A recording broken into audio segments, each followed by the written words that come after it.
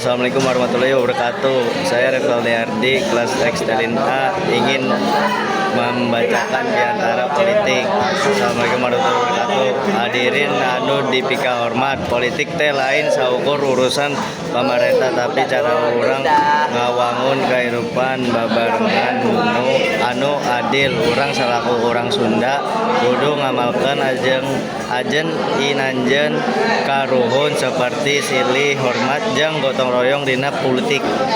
Jauhan politik anu curang, ngadu domba atawa ngutamakan diri sorangan dina milih pemimpin pilari anu amanah, jujur tur boga tujuan pikeun ka masalahtan balera ulah kapangaruhan ku duit atawa isu SARA.